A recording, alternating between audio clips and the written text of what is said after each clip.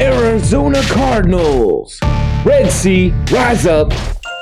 Los Angeles Rams. Let's go, Ramley. Seattle Seahawks. Let's go, 12, get loud. San Francisco 49ers. Home of the faithful.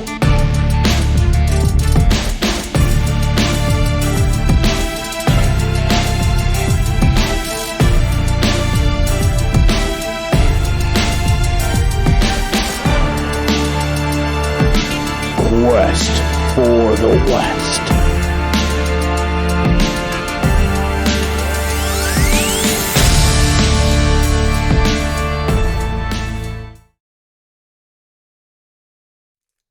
It's time for Quest for the West. I got a little bit of a staggered schedule today, but you know what?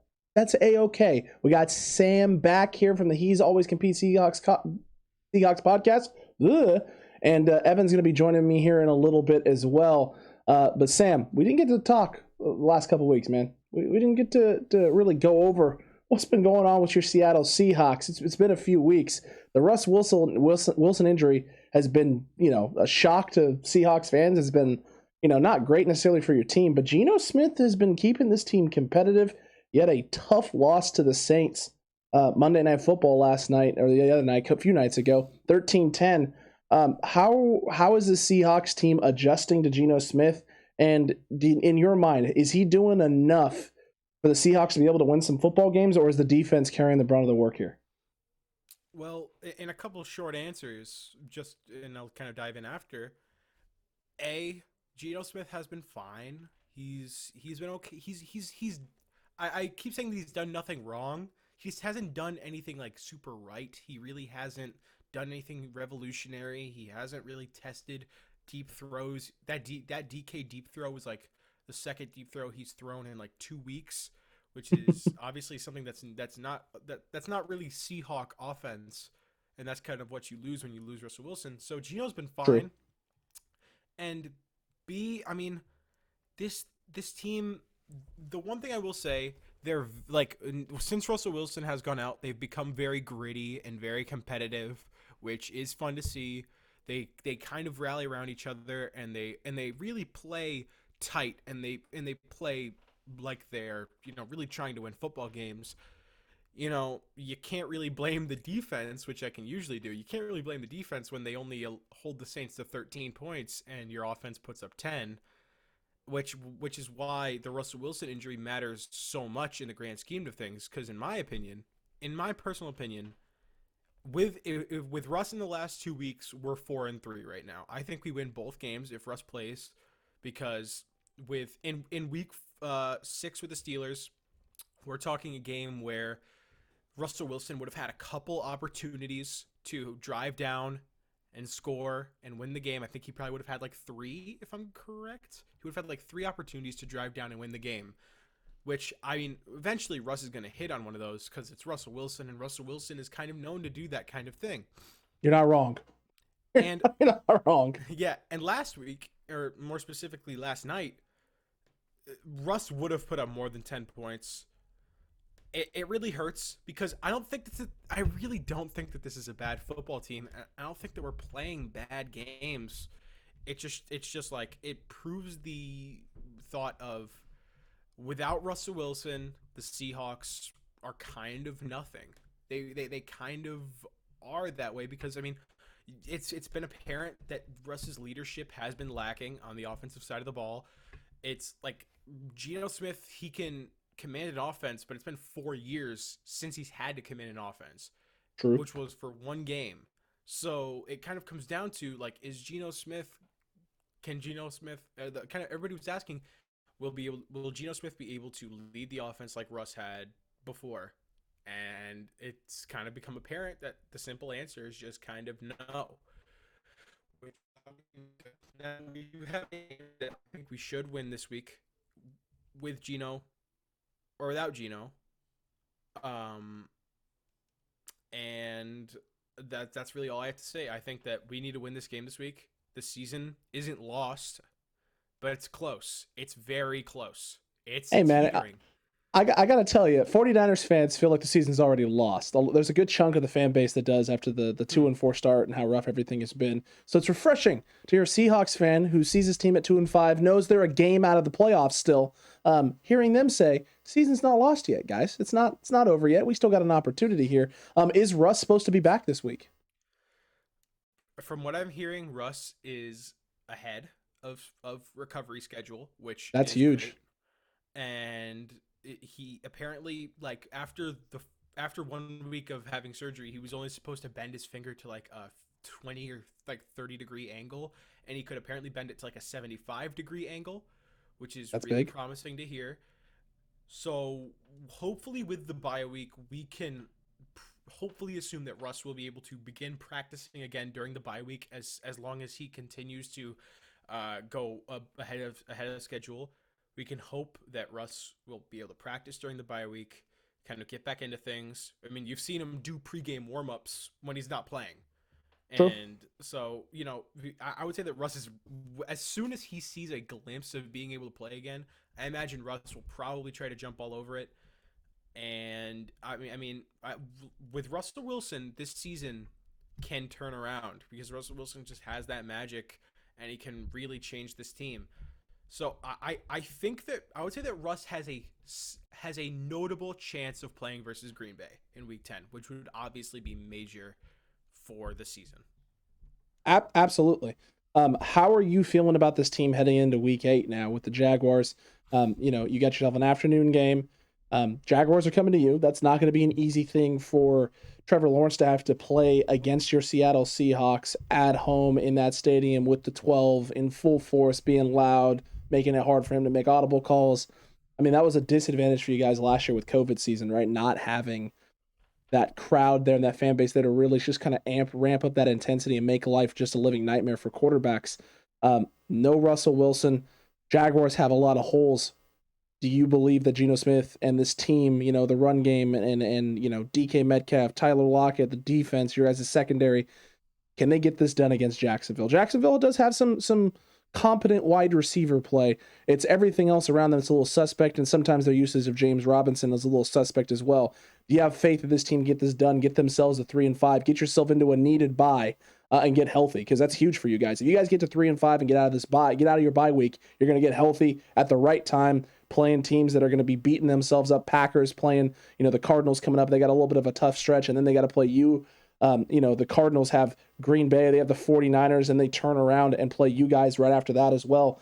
You guys got yourself a nice stretch here. You guys could be getting healthy at the right time, but can they get it done this week? Can they stave off, the pending calls for time to turn the season off and turn it over and start developing for next year? Can they get it done this week? I made a joke on Twitter after the game last night, and I said, imagine if you told a Seahawks fan in the preseason that the Week 8 game versus Jacksonville might decide their season. Like, I would be like, are you crazy? It's not going to decide our season. We have Russell Wilson, and we're probably going to have won a good amount of games by then. We'll hopefully be in the playoffs.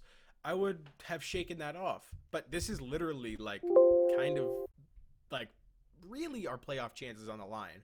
Unless if you expect Russ to win out or close to win out. So I would say that this is a big time game. And I will say that the Seahawks are usually pretty good in big time games that are important. I like the matchup this week with Jacksonville because our run defense is very stout. You saw it last night with Kamara. Kamara was running up the middle, and we had big man Al Woods and Poona Ford, who I adore, clogging up the middle. And I think Kamara maybe had like 30, 40 yards rushing. Now, the receiving game was obviously a different story, but that's something that can be fixed. And that's something that can be fixed, obviously. So run defense is good. I feel like our most ideal situation is that we force Trevor Lawrence to command the game in CenturyLink. That's our most ideal scenario, where we make Trevor Lawrence have to be like, okay, I have to do this in this environment, which is obviously tough for any rookie quarterback. And I think I saw something that was like rookie quarterbacks really struggle in Seattle. Yeah. And it's obviously something because, I mean, it's kind of the NFL comparison to like the big house in Michigan where it's like 110,000 people yelling, except this time It it's like sure does. 70,000. Yeah. But it feels like way more than that, and that's Yeah. Seattle Stadium, and it's designed to just feel like everything is on top of you and you can't escape it, right? It's a completely different experience than pretty much any other stadium in the league. Yeah, and it was kind of by accident. Like they built something to cover fans from rain because they knew it rains a lot, and it turns out that it like bounces sound off of the roof and onto the field, and I guess it creates this like crazy thing. I don't know. I'm not like very well versed in that, obviously, but I'm this is a not much big of the game. architecturist. Yeah, no, me neither. Yeah, yeah. This is a big game.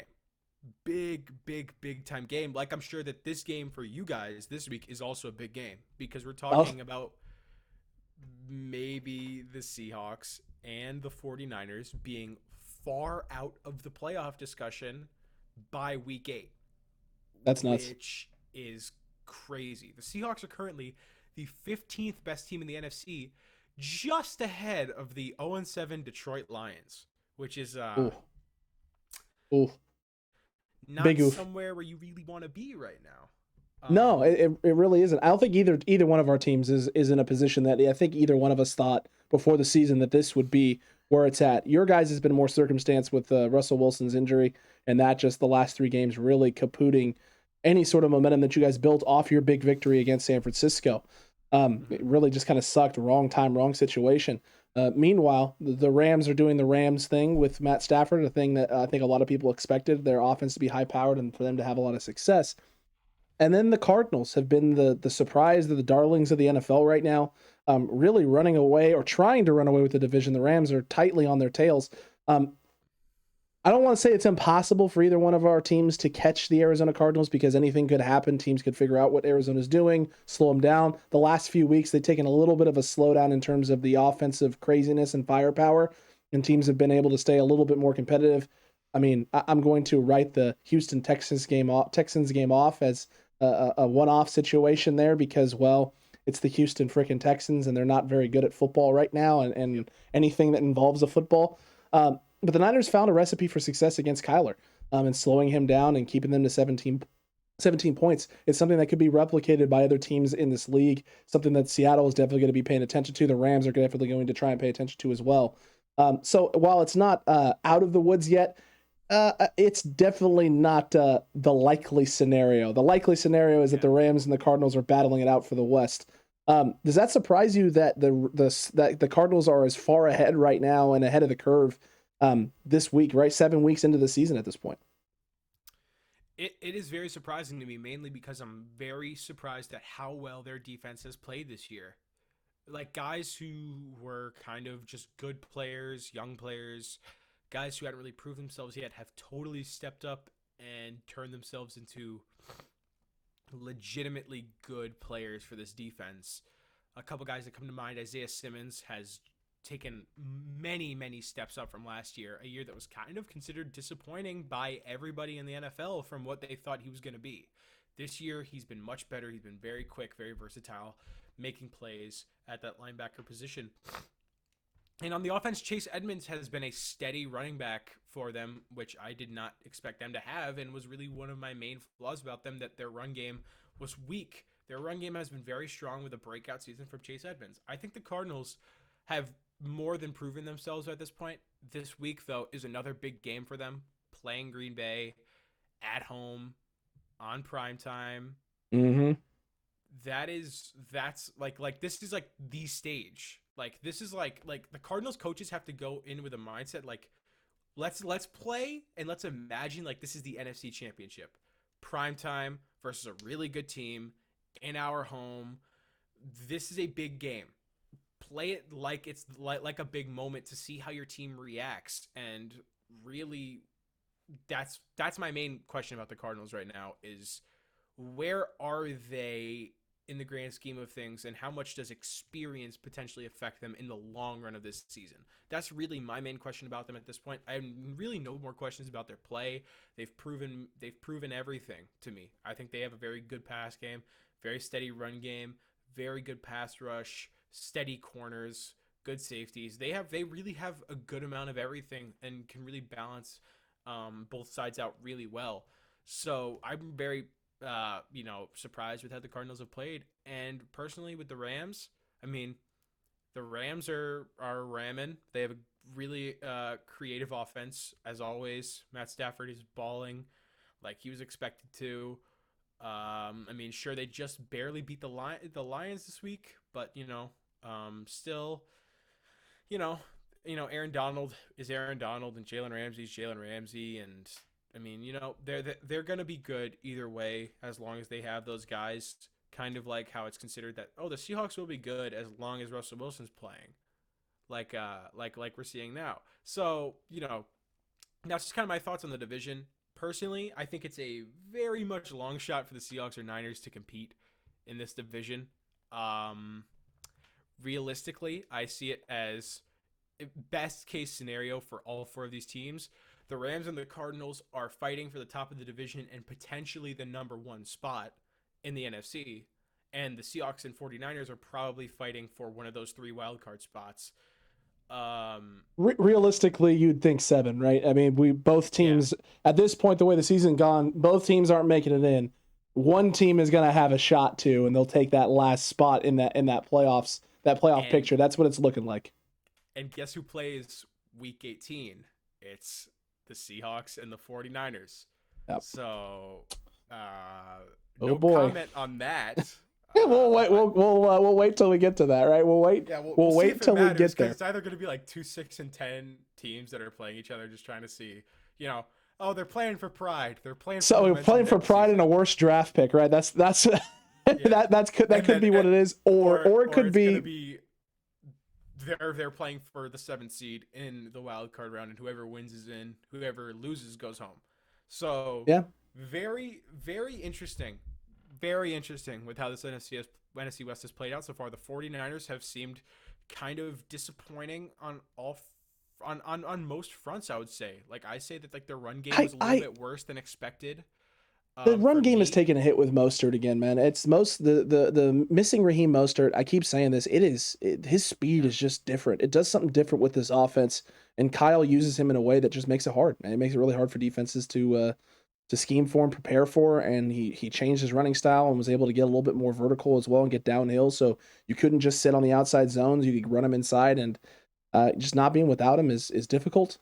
Jimmy is looking like maybe his peak was 2019, and if that's the case, right, and your ceiling was 2019, the coaching staff was betting on Jimmy Garoppolo taking another step, and maybe he was just getting into what maybe where his ceiling would be. It's looking like that's not the case. Looking like it's the opposite, that maybe his peak was 2019, and we've already seen the best version of Jimmy Garoppolo. And if that's the case, then, some mistakes were definitely made in terms of where this guy is and what you thought he could be. And they took Dre, they made the draft pick in Trey knowing that he wasn't going to be ready this year, and that he was a project and he was a guy that was going to be ready down the road. And they were just hoping they were going to get more from Jimmy Garoppolo. They haven't. And, if he doesn't step up and play, this could be a long year for San Francisco. That's for sure. Yeah. And for me, I think the Seahawks losing is more so that,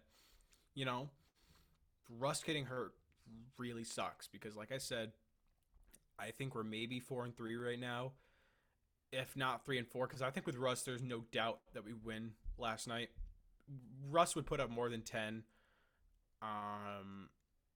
And so that really hurts just to know. But, we at least be 3-4 and maybe in a better spot, not the 15th best team in the NFC. So, it's a shaky situation for both of our teams right now. Like, it's really 100%. And it's especially shaky for the Seahawks because we don't even have a first round pick this year. So it's coming down to like, oh, if we suck, we don't even get our pick. So, like, what's the point? And that's kind of like that. And that's Pete Carroll's mindset right now, or at least John 100%. Schneider's mindset of if we suck, we don't even get like an advantage from it. No. So there's no positives, right? To either one of our teams. No, neither one of us has a first round pick this year. There's no positives to it. Oh, yeah, Here's the good you guys news. Don't have a first round pick either. Oh, we don't have one. We don't have one for the next 2 years, technically. This is so tough spot to be in. It definitely is, man, and it limits your mobility as well to do other things. But look, the good news is, right, you have the Falcons sitting at 3-3, the Panthers at 3-4. You have the Lions who are 0-7 and really, really working towards that undefeated or completely defeated record. The Bears sitting at 3-4, the Vikings at 3-3, and the Washington football team and the Eagles at 2-5. So the Niners are by no means out of this. Seahawks by no means out of this. You're really a game and a half back from that last spot. If you really look at it, you're 2 games back from the Saints, both you and the 49ers.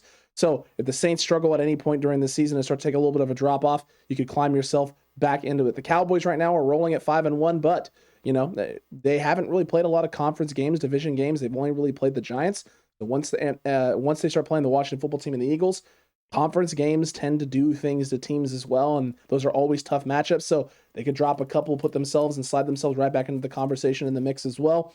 A lot of things still open for discussion and a lot of time left on the season for both of our teams, man.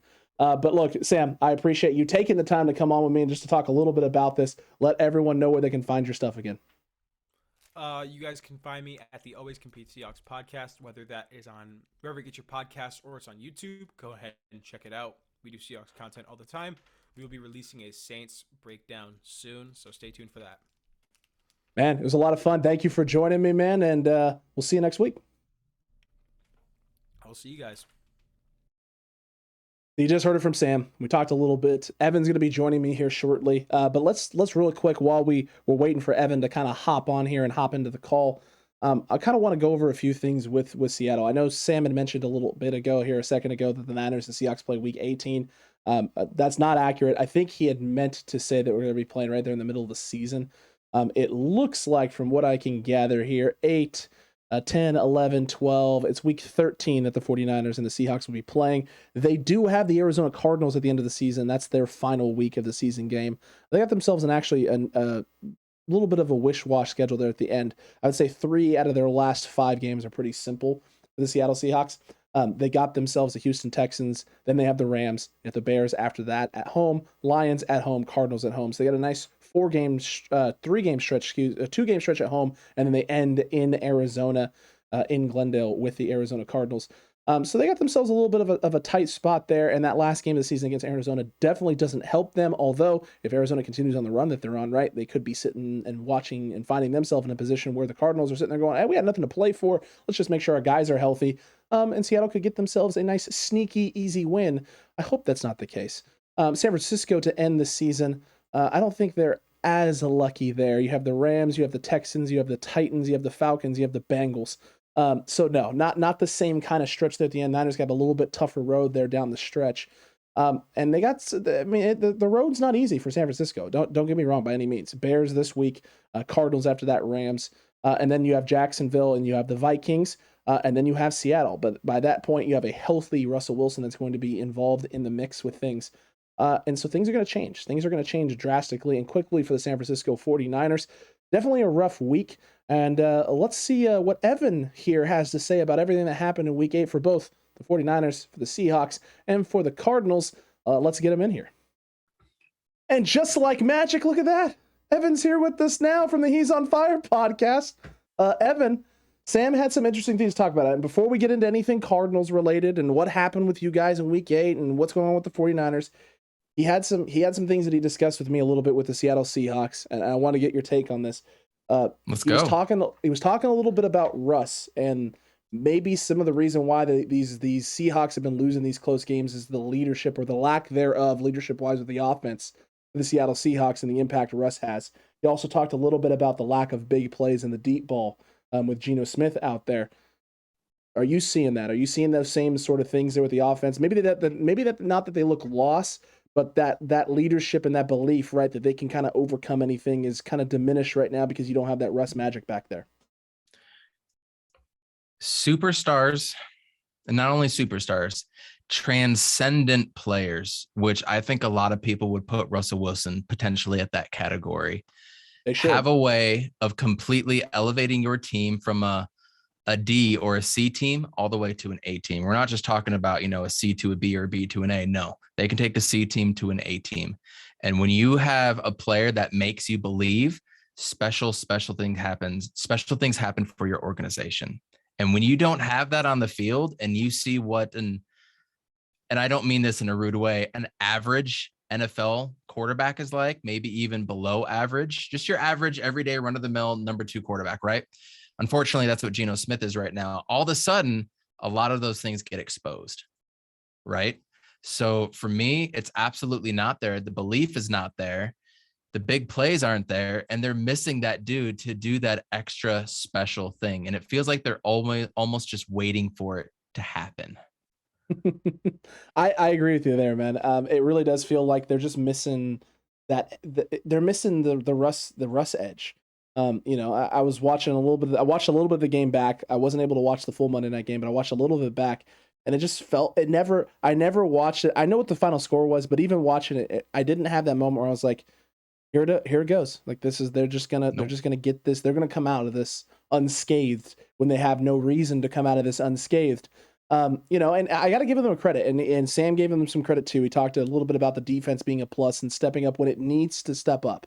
It stepped up in the first half against the Rams and kept them in the game, even though, Rams go off in that second half. Geno Smith did enough to keep that game close and makes a mistake late. But the defense has done enough to keep them in games and has definitely stepped up and elevated for them, despite Russell Wilson being out, which doesn't surprise me because you got a guy like Bobby Wagner over there, and we've talked about Bobby Wagner and how well he's been playing this year and what he's been doing for that defense. You expect those type of things, right? When you have a star go down on offense and you're playing without some pieces offensively that you usually rely on, you expect, your other playmakers around to step up in a big way, and Wagner and that defense has definitely been doing that. I mean, I love their defense and I hate Seattle. So that really says a lot coming from me, you guys. I love everything that Bobby Wagner gives. I can continue to give him praise week in and week out. And they're going to keep you in games. They're going to stay in the game. You heard it today on a lot of radio shows. That's Pete Carroll's whole mantra. Keep the game close until the final drive or final quarter. We'll see what happens. I mean, there's the coin's a flip side of that, the other side of the coin, where you're like, okay, but maybe you should start blowing some teams out sometimes. But if you have an average NFL team, which sometimes they kind of had recently, and you can keep a game close, things can happen. And that's where the belief can also start coming in. But yeah, to answer your question, the defense is absolutely killing it. And if they had any type of run game, they probably could have won this.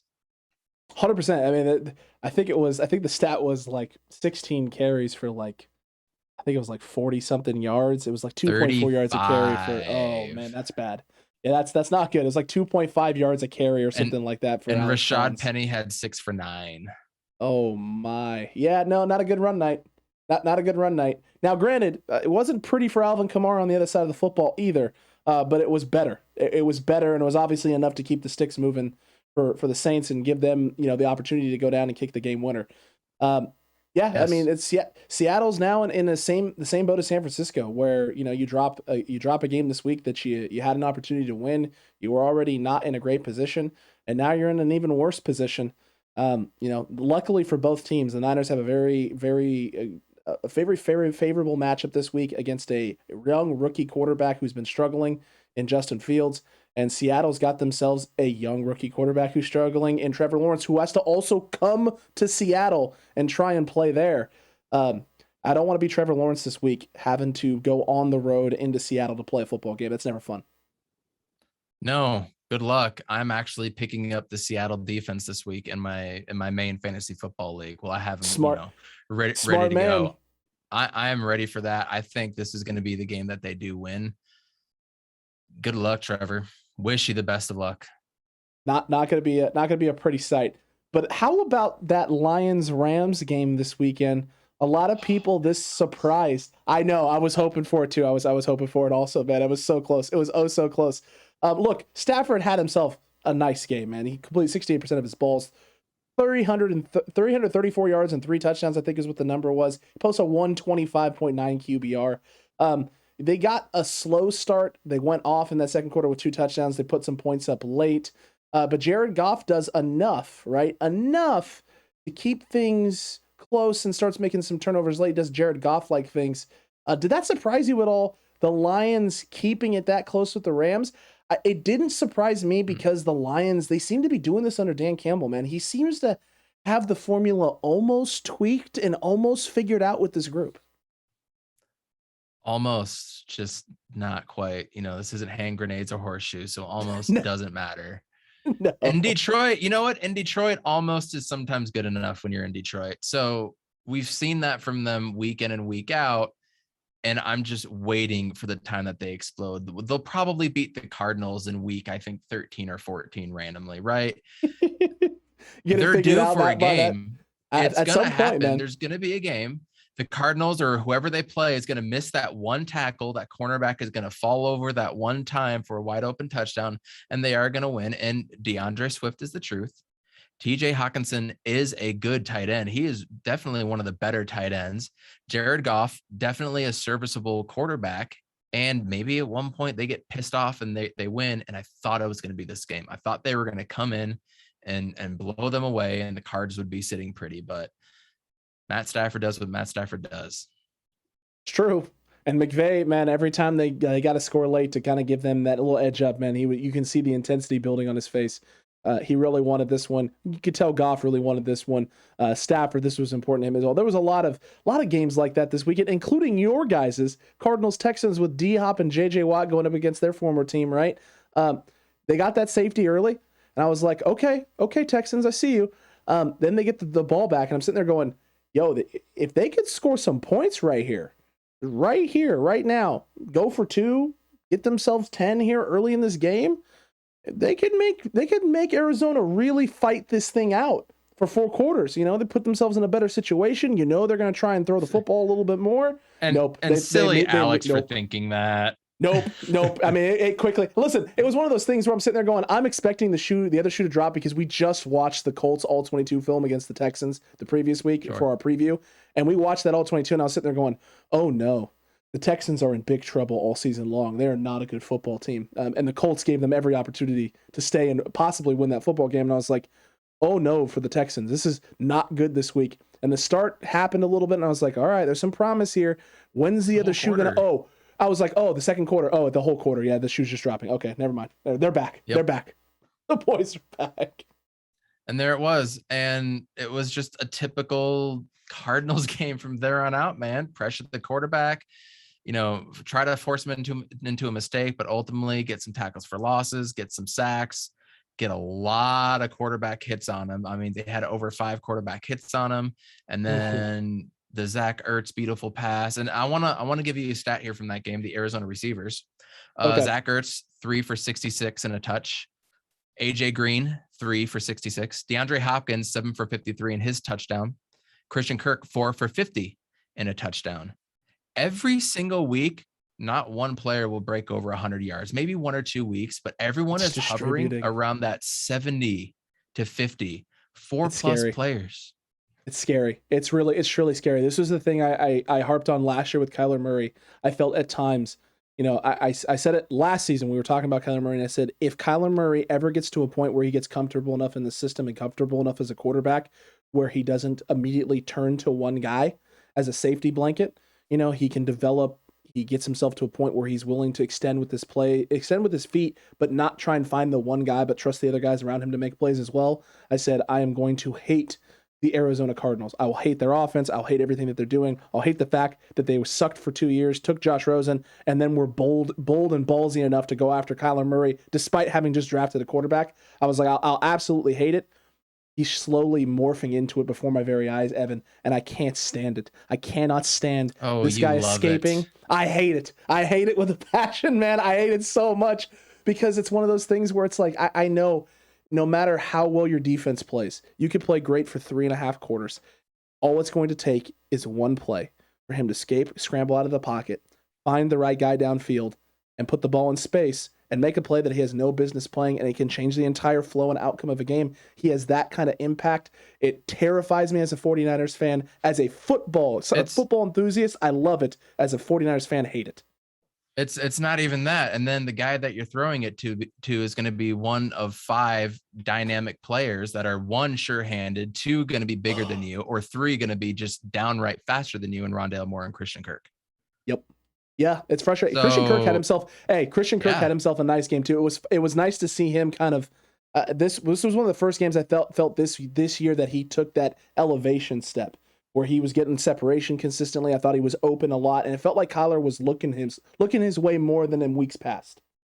And it's just the way it opened up, and everybody wants to bash on Kyler for, having to take 7, 8, 9-step drops just to be able to see over the offensive line and whatnot. But you know how many of those plays were right over the middle?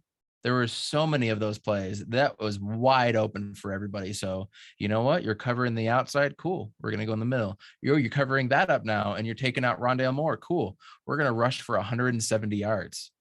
James Connors and Chase Edmonds are just killing it as a 1-2 back right now. They are just killing it. 100%, man. 5.4 for Edmonds, 6.4 per carry for James Conner.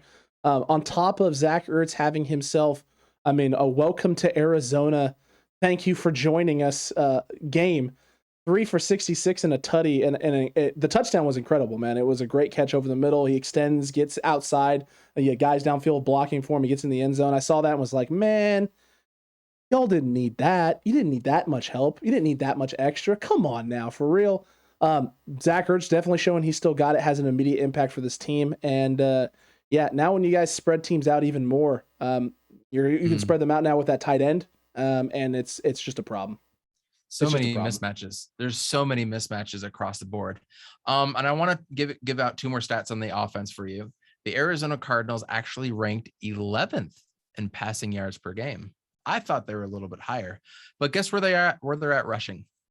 Is it top 5, third, they first? Are number 5 in rushing. That's good, man. That's huge. And then you couple that with the number 4 defense in yards per game and number 3 in takeaways. A lot of that is a recipe for success, my friend.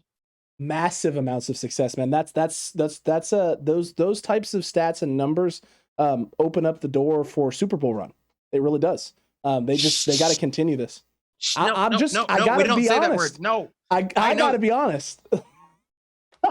you can say it on your own podcast when I'm not here. We don't talk about the S word. Fair enough, my guy. Fair enough. We won't talk about the S word. We won't do it. But you guys have a huge game this week. Massive prime time. Thursday night. Yeah, but from your perspective, does it matter if Devontae Adams isn't there? It matters to an extent. Aaron Rodgers is still going to find guys. Still going to find dudes. That's just what he does. Lazard is out too, by the way. Oh, Lazard is out also? Yeah. Oh, I didn't know Lazard was out. Okay, well. I saw it literally about 5 minutes before I went on my other podcast. Ooh, boy. Not boding well for the Packers.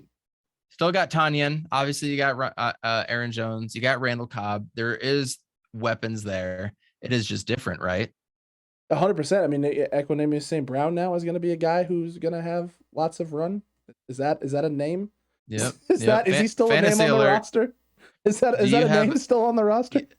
I think so. You don't have a fantasy alert siren that you can put off in a sound effect, do you? No, I should. I should have one. I should get one up. That would be great. Get Chris it queued Blair up and ready to go. One. Amari Rogers. That could be Valdez Scantling, who's been a ghost, and Juwan Winfrey. So yeah, no Equanimeous St. Brown. He's not on the roster anymore. So you're looking at Amari Rogers, Marquez Valdez Scantling, and that's Randall about Cobb, it. Randall Cobb, Malik Taylor. I'm wondering now if we're going to see a little bit more Kylan Hill this week, if they're going to operate him, the running back that they got out of Mississippi State, out of the slot a little bit more this week and get him some opportunities. More Aaron Jones in the slot too. Maybe try to go 5 out a little bit and spread them out. See if Aaron Rodgers can dissect it. Yeah, the run game is going to be huge for them this week against you guys now. It's going to be massively important that they get that run game going. So that way Aaron doesn't feel like, you guys aren't able to just pin back and get after him all game long, because if there's no run game and they're forced to throw, you guys have a lot of edge rushing talent. You got a lot of big names there in the middle, on the outside, and they still don't have a healthy Bakhtiari yet. They're still playing hurt. That could spell problems for this Green Bay Packers O-line. You guys could turn this thing into a rout.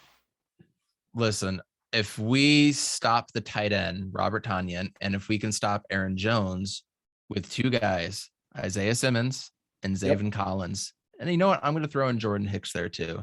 There you go. If those 3 guys show up on defense, in theory, we should be able to win this, and they shouldn't score more than 17 points. In theory. I like it. It's always about the theory, though, right? Sometimes theories don't always play out the way you want them to. They're 6-0 without him, without Devontae Adams. So the more I think I know, the more I know I don't know. Exactly. It's a dangerous proposition for you guys. You guys are rolling hot right now. Packers really don't have anything to lose either at 6-1 with no Devontae. LaFleur could scheme things up here pretty nice and maybe put them in a good position. The 49ers in the meantime are going to Chicago. You got yourself Justin Fields and this Bears, which are putting up only 16 points a game and 240 yards of offense so far. Not great. Not great for them. The only good news is for the Bears is that the Niners secondary seems to really love getting handsy. So maybe they implement the Carson Wentz strategy, drop back and just throw the ball up for 50-50s and hope for the best. If Don't you be guys, crazy, bro. If you guys lose this game, is it pretty much over for y'all? You have to think so. Ant and I have both said on the pod that if you lose this game, it's time for Trey. It's time for Trey. You're sitting at 2-5 at that point. Yep. Things are nowhere near where you thought they were going to be. Jimmy obviously is just not going to get it done. He's just not the guy. We talked about this a little bit. That's coming out, and that came out a little bit earlier in today's episode. We talked about how there is a possibility that Jimmy peaked in 2019, that was the best Jimmy Garoppolo was ever going to be. It was really hard to know that at the time because he was coming into his own. He gets his first full season with Kyle Shanahan. There was promise and things in New England when he was there. He looked fine there. He looks good at the start of his career in San Francisco. Then he has the 2019 season. You're like, man, this guy's just getting started. It's hard to think that was going to be the best he would ever be. That was his peak, that he'd already hit it. There was no signs to know that. It was a risk either way. You rolled the dice with the guy, and if he doesn't get it done this weekend, this is it. The Jimmy Garoppolo era in San Francisco should be officially done, and it should be Trey Lance's time. You just got to try and build. You're already 2-5. What else do you have to lose? You really don't.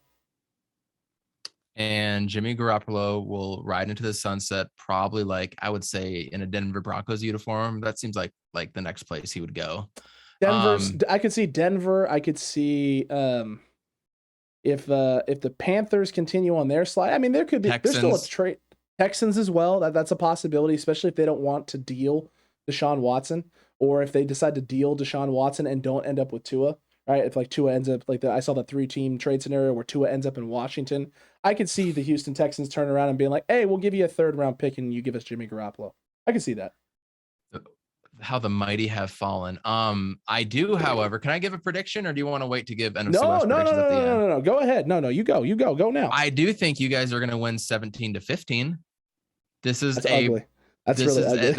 This is the perfect game for you guys to do that. This is what you guys are built for. You're built for this type of game. Now, I don't know if you're going to have 14 and kick a field goal to win 17, or if they're going to miss a field goal to get 18 and then, drop back to 15. But I think it's going to be a last-second field goal, but I don't know which team. 17-15. That's fair. I've been I'm not going to give away my pick yet for the Cutback crew, but I've been leaning maybe not something similar to that, but definitely a low-scoring affair for the 49ers. The offense right now just doesn't have it figured. It's not figured out. It's not clicking. It's not fluid. It's not consistent. Guys aren't executing.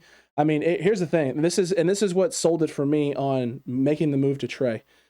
We kept watching all 22 film, and I kept saying the reason why we watched that Cardinals game, and I said, this is why Jimmy Garoppolo is your best option right now, because the guys that Trey's missing right here on some of these sets and these formations, Jimmy's not going to miss those. And then we turn around and watch some of the all-22 film against the Colts, and it's like, holy cow, Jimmy's missing him. If Jimmy's going to miss the wide open guys when Kyle Shanahan schemes them open, then you go with the young.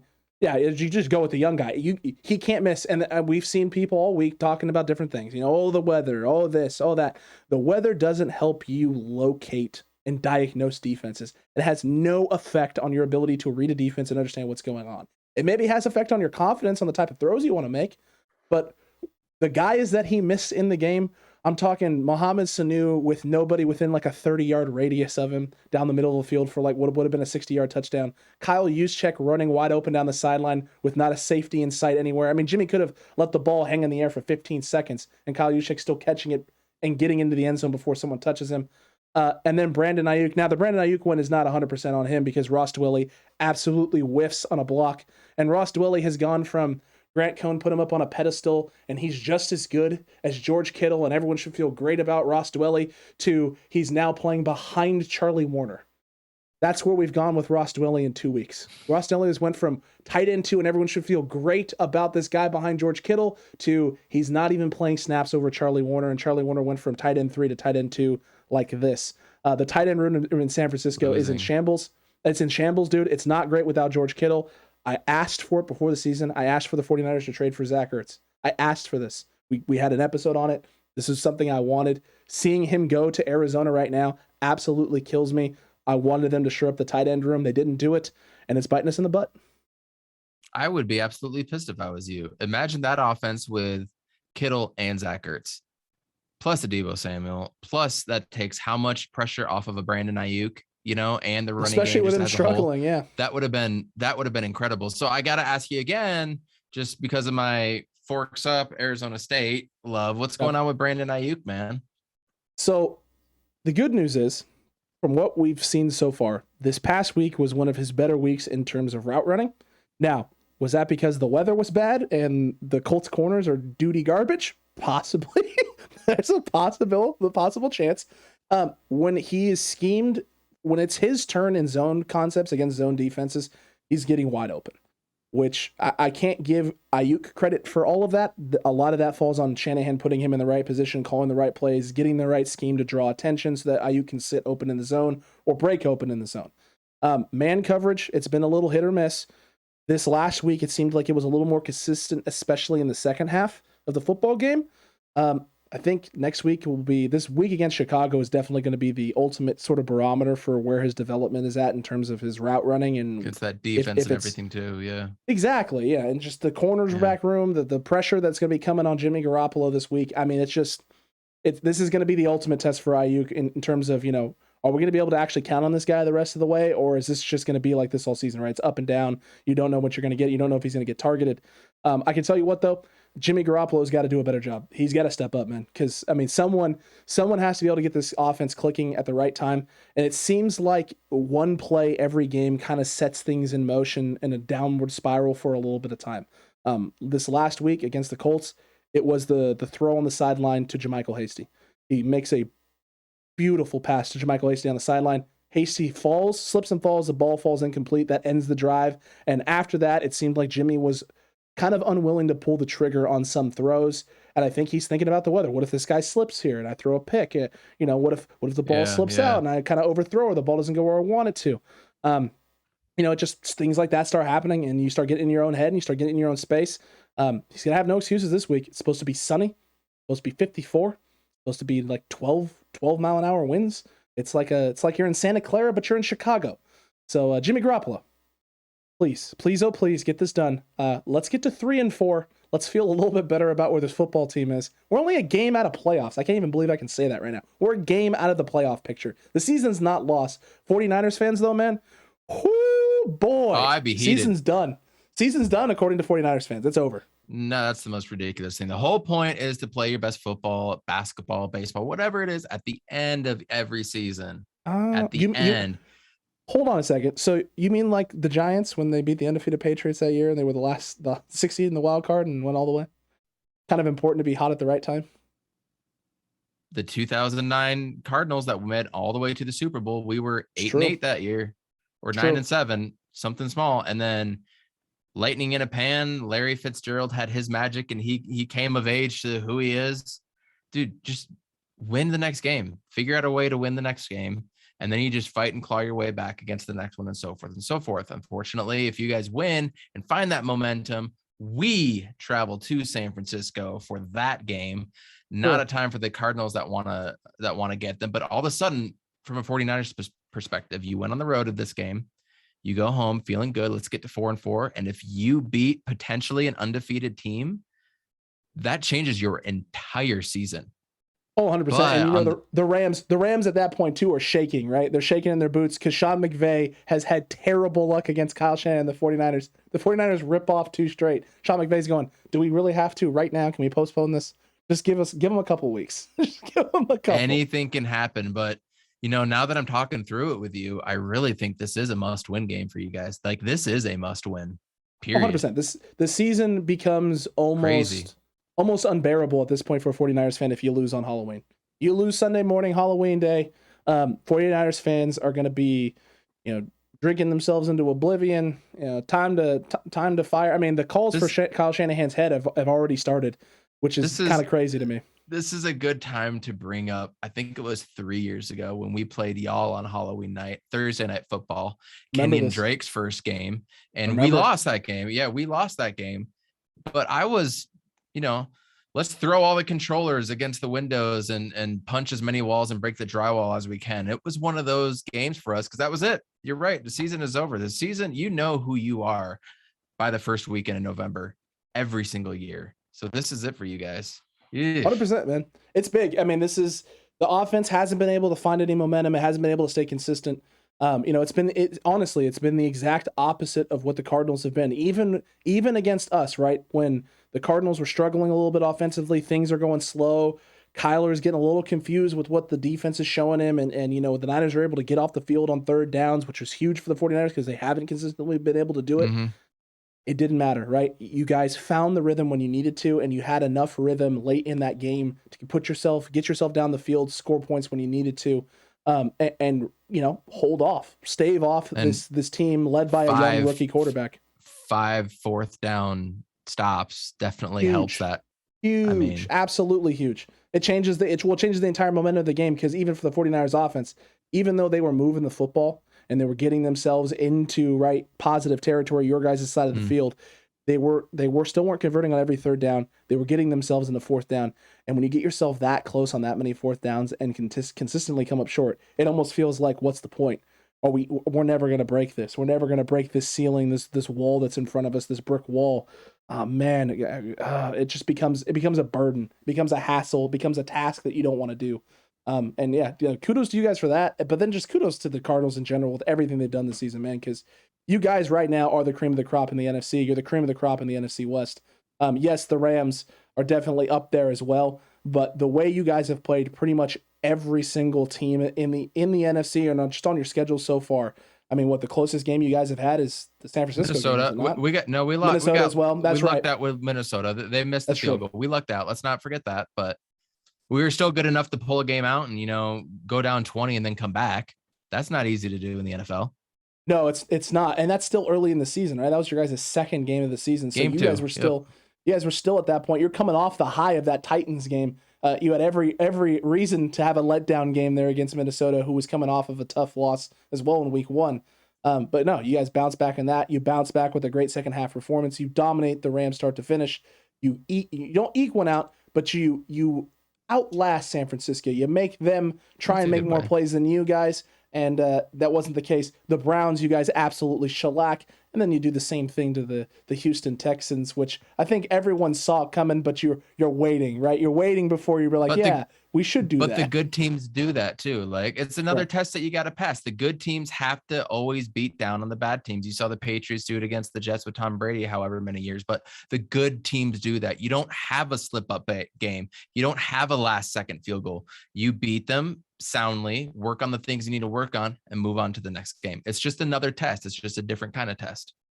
Yeah. And I'll tell you what, you guys, there's still a good chunk of people who think the Cardinals, I'm not sold on them. I'm not sold on them yet. They beat the Packers and we'll see. You guys got yourself an amazing opportunity here on Thursday to just put your stamp on what this team is and what this season is and the opportunity you guys have in front of you. I'm looking forward to this Thursday night game, man. It's going to be fireworks. I'm not going to make any predictions for my team. I'm not going to curse it and say the S word or do any of that. I mean, Cliff Kingsbury came out and, he was good to go that morning. And so he coached and didn't, meet with the team or anything like that. But afterwards of the game, what I thought was interesting, he said he didn't even think he was going to be able to coach. So he just came in with a bare minimum type of playbook. He was already planning Green Bay. He's been planning Green Bay. He's ready to go against the Packers. Ooh. Everybody yesterday came out. Chase Edmonds, JJ Watt, Justin James, they all came out and they all said, this is a big opportunity. This is our only, as of right now, without, being flexed, our only opportunity to play on national television. Oh, you guys will for sure get flexed. And everybody wants to take advantage of it. And it is to date. Something will be flexed. I know we play on Christmas Day on NFL TV. I mean, that counts, but kind of doesn't count at the same time. Well, it looks like I'm looking right now too. It looks like they've already may have flexed you guys. Rams at Cardinals, December 13th. It looks like it's Monday night now. No way. Yeah, they flexed it. Did I miss that? Night. That's new. No, that's Beautiful. new because that wasn't there before. So yeah, that's been flexed to Monday night. So that should be flexed to Monday night. That 100% should be flexed to Monday night. That's a Monday night football game. So before we get out of here, do a quick recap. I don't think we need to talk about Rams and Texans, do we? No, it's. I mean, barring an absolute catastrophe from Sean McVay, they're going to beat them either with the run game and Darrell Henderson going absolutely crazy, or Stafford's throwing for 500 yards and 5 tutties. One of the two is happening. Yeah, exactly. And even if it's a close game, which I don't foresee it happening, I just think they're going to pull it out. Seattle plays. Oh, I'm drawing a blank. We just talked about it. I don't. Jacksonville. Yep, that should easily be a W for them. If you guys can escape with a W, and then if we can, all of a sudden, the NFC West is coming back to be the best division. Unfortunately, now due to, injuries, some teams not living up to the hype where we thought they were, we've kind of come down. And that AFC North with Cincinnati and Pittsburgh and Cleveland and Baltimore, they've really stepped up to be the class. Do you think the NFC West is the best division in football now, or is that currently? Ooh, you still think so? Tell me why. I still think over Baltimore and the AFC North, and then tell me why. Yeah, I don't think Baltimore's played very consistently. I know they got the nice flashy record, right? They've done some impressive things, but they have been up and down. It has been a roller coaster watching their football games. It is almost hard to watch at times. They're one of those teams that I think as the season progresses, teams are going to get more and more comfortable against what they're having to do right now, which is run Lamar Jackson a lot. And you're going to start to see a shift in terms of how they play, stacking the box, spying, who they choose to spy, making different guys spy, just mixing things up and making it really hard for Lamar Jackson and this Ravens offense to have success long term. I'm also worried about Lamar Jackson's health this year, dude. He's running the football a lot. He's had more fumbles this year than he ever has. He's taken more shots than he ever has. It's not a recipe for long-term success, and I'm worried. They're going to have to utilize him too much, and you may see something happen. Even if it's just an ankle sprain. An ankle sprain for him is going to be devastating for his mobility and what he wants to do and how he has success right now. So I'm concerned there. The Browns seem like they're on a complete downward trajectory. Chubb, I know, is supposed to be back this week. Kareem Hunt's still got a few more weeks. OBJ's dealing with stuff. You have Baker Mayfield dealing with the torn labrum. And the O-line has not been doing a good job there for Cleveland. So no. Can you keep Baker upright? Can he stay healthy for the whole season? On run offense, yes, but keeping up Baker, no. No, I mean, I don't see it. The Steelers have been, again, another team that's been up and down. They've been relying heavily on the defense at times. And then there's games where the defense doesn't show up and the offense is able to rely on their abundance of talent there on the outside, but not having Juju hurts. If Chase Claypool keeps dealing with the injury bug and he's been dealing with little nicks and stuff each and every week, it could get very difficult for the Pittsburgh Steelers down the stretch as well. Big Ben there's always a concern too with him. Is he going to be able to stay healthy? And their O-line, that's another team. Their O-line has not done a great job of keeping Ben upright and keeping him protected. So that really just leaves Cincy, right? The Cincinnati Bengals have been another team. Like besides you guys, they've been one of the big surprises in the NFL this year. They're hot. They're very hot right now. We'll see. We'll see if that can continue, if it stays up to pace. I have to imagine at some point that someone's going to figure out that you just don't let Jamar Chase run verticals down the sideline one-on-one. You don't do that, and you might have some success. Who knows? Yeah, exactly. Absolutely. Arizona Cardinals, though, I think anybody that doesn't think that they aren't the best team in the NFL needs to check the point differential. They're number one in plus 111 through 7 weeks. It's so bad, dude. It's so ridiculous. Bad. They're number 5 in rushing. They are number 11 in passing, which I thought was surprising again. Number 3 in turnovers gained. They're plus 8. And they're top 5 in yards giving up. So if you're not giving up yards and you're getting the ball, just that alone tells you how good you are. And then you can run out the clock with rushing. They're all stats that point the right way. And the Packers, I wasn't 100% sold on them before. Their plus minus differential is only plus 22, and they're 6-1. They're 6 games by 22 points. The other shoe you think at some point is going to drop with Green Bay. That's what it feels like. It really truly does. It's not. I'm not there yet with Green Bay where I'm sitting there going, "Oh man, they're the class of the NFC. They're one of the 3 or 4 best teams. They might be the 5th or 6th best team in the league. They just have things going right now early in the season. They got their butts handed to them that week 1 game. They came out with a vengeance. Aaron Rodgers, wanted to do Aaron Rodgers things, but games have been relatively close, and I think a lot of that falls on their defense. Has a lot of holes. Yes, it does. And they've given up 146 points. So, I mean, to round it up, Cardinals could potentially go 8-0, potentially 7-1. We expect the Rams to go 7-1. The 49ers Bears game, that's going to be the real question mark of the NFC West, I think, this week, honestly. Are you going to keep in it, or are you going to fall off? Don't say you don't got to give your don't give your. I'm not gonna give my prediction yet. We'll save. I'll save it for the. Save it for the game preview show. We'll save it for that. And then Seattle will go 3-5 probably, and they could come back and try to do something towards the end of the season. One more loss, though, they might be done. Yeah, if Seattle doesn't pull that out, luckily for them, here's the only good news for Seattle: you have a bye after that. You're gonna get Russell Wilson back, I would imagine, as well as Chris Carson. You're gonna get a lot of your pieces back healthy, heading now into the second half stretch. You're 2-6, and considering all the flack that the Seattle media had to deal with is Russ going to be here? Is he going to get traded? Does Russ even want to be there? With all that going on, 2-6. Here's the only positive, though. Here's the only positive, right? The only positive is that you're sitting there with teams like, with teams. I'm trying to find them right now. With the Vikings, who are sitting at 3-3, they're the team that's at the top. Yeah. Okay. Their next 4 games. Cowboys, Ravens, Chargers, Packers. Talk about a horrible schedule there. A absolutely horrible schedule. I mean, that's not a great thing to have to play coming off back to back to back to back to back. And then they play San Francisco after that. Niners have them after that stretch.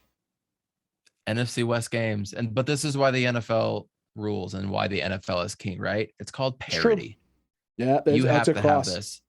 They're scheduling the way they do things, like you have 3 or 4 extra games and you play somebody else in the other division or other conference at the same level, and it creates that parity. Absolutely. We weren't as good. So who do we play? We play the Browns. Who do you have to play? Oh, you got to play the Ravens. Right? There's a big difference in that. There's a huge difference in that. And the other thing too, I got to bring this up because this is another 2 teams that are again sitting there in those spots there. Panthers and Falcons, they play each other this week. And then the Falcons turn around and play the Saints, turn around and play the Cowboys. So again, and we play the Panthers right after that.